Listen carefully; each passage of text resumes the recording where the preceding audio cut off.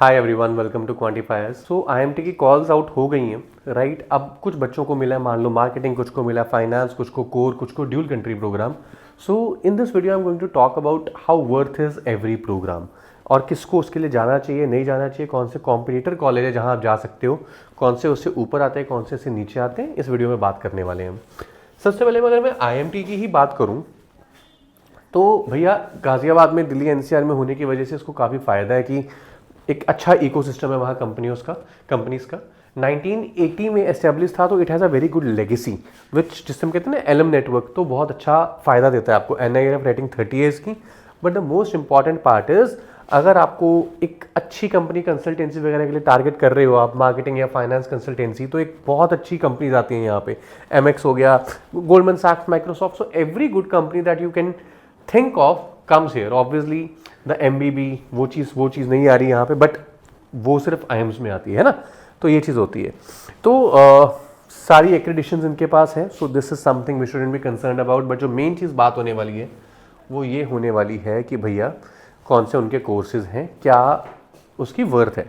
देखो, IMT को हम काफ़ी अच्छा मानते हैं मार्केटिंग के लिए। तो अगर आपको कोई ऐसे हो, आप जिसको आपको लगता है कि IMT की मार्केटिंग कॉल आई है, जाना चाहिए या नहीं जाना चाहिए, उनका वो फ्लैगशिप ही मार्केटिंग है। Marketing is one of their best course, जिसको मैं उनके जनरल से भी ऊपर रखता हूँ, जिसकी प्लेसमेंट सबसे बेस्ट मानी जाती है उनकी। हालांकि जो आपकी कैंपस प्लेसमेंट है वो सब मर्ज्ड एक तरीके से होती है, तो इतना फ़र्क नहीं पड़ता। बट सबसे पहले मैं मार्केटिंग मानता हूँ, फिर general management, then I get finance, banking, BFS, then हम ड्यूल कंट्री लेते हैं। और ये दोनों आपके मतलब के अभी के लिए नहीं है मोस्ट प्रोबेबली, राइट। तो ये आपके पास एक सीक्वेंस है जो मैं बच्चों को रिकमेंड भी करता हूँ कि अगर आप दोबारा कर रहे हो तो इस सीक्वेंस के थ्रू जाओ, ठीक है। अब अगर मैं बात करूं पिछले कुछ टाइम की, जो अपना हाईएस्ट CTC था लास्ट ईयर 41 के करीब था, एवरेज CTB 16 के करीब था, मीडियन जो है 15 पे है। एवरेज और मीडियन आसपास होना एक अच्छी बात है। अब अगर मैं इसको एक ROI पॉइंट ऑफ व्यू से देखूं तो 23-24 लाख की आपको इंडिया में MBA पड़ेगी, राइट। 25 लाख अगर बोल के 15-16 मिल रहा है, तो मैं कहूँगा कि डिसेंट है आपके पास। बहुत बुरा नहीं है, बहुत अच्छा भी नहीं है, डिसेंट है। कभी भी MBA की ROI वैल्यू डायरेक्ट प्लेसमेंट से नहीं देखनी चाहिए। जैसे आप MBA आपका 2 साल का एक प्रोसेस है, उससे पहले आपने 1 साल तैयारी करी है, 2 साल तैयारी करी। अगर आप प्लेसमेंट को भी 3 या 4 साल के परस्पेक्टिव से देखोगे, वैसे तो मैं कहता हूँ कि हमेशा 8-10 साल में देखो कि आप कहाँ पहुँच सकते हो। आज लेट्स से आप सैलरी ड्रॉ कर रहे हो अपने फील्ड के बाद, मान लो 50,000 पर मंथ, क्या 10 साल में आप 15-16 लाख पे पहुँच सकते हो अपने फील्ड में? इफ़ यस, MBA मत करो, ठीक है, शायद आपको कुछ और कर लेना चाहिए। बट अगर आपको लगता है कि नहीं भैया मेरे इस फील्ड में उतनी ग्रोथ नहीं है, तो MBA आपको वो प्लेटफॉर्म देती है ना यार। MBA में आपको वो प्लेटफॉर्म मिलता है जहाँ से आप प्रोग्रेस कर सकते हो। आज 15 लाख का पैकेज उठा रहे हो, आज से 10 साल बाद वो पैकेज 15 से ट्रांसलेट होके 60, 65, 70 तक बन सकता है। So this is the long term benefit you get from MBA।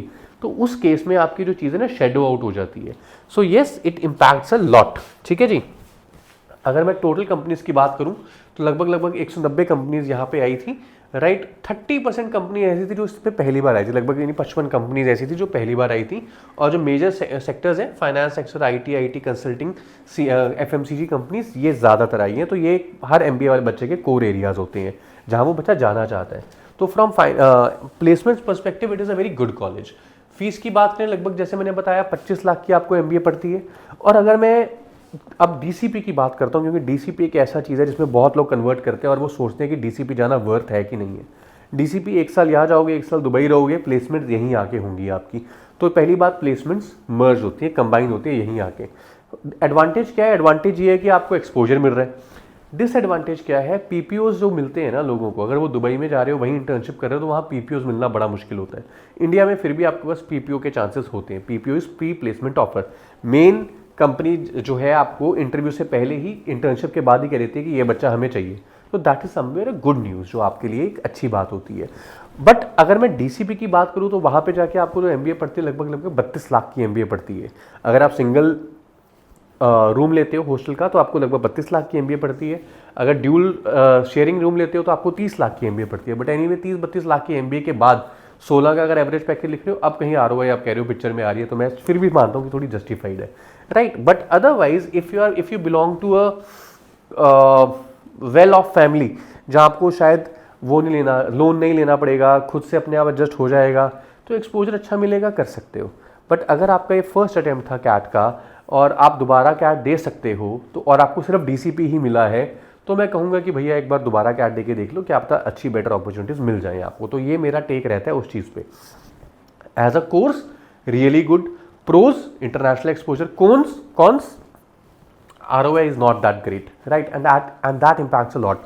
Placements combined, so अगर आपका टैलेंट है तो आप अच्छी प्लेसमेंट में निकाल सकते हो, फर्क नहीं पड़ेगा। सो this is how everything comes into play over here.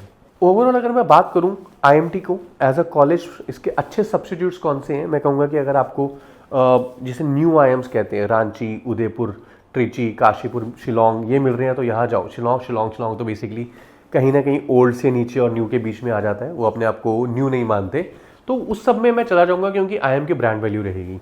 But अगर बेबी IIMs हुए हैं, नागपुर, जम्मू, बोधगया, सिरमौर, ठीक है, और ये सब IIMs में मैं कोशिश करूंगा कि मैं IMT को ही प्रेफरेंस दे दूं क्योंकि थोड़ा डिसेंट नेटवर्क आता है यहाँ पे। So this is my personal take. अगर आपके कोई डाउट्स है तो आप कमेंट्स में डाल सकते हैं। I will be happy to guide you out. I hope this video reaches you in time, आपको हेल्प करे। कोई और डाउट है आपका तो आप कमेंट्स में डालें, we will definitely help you out. All the best.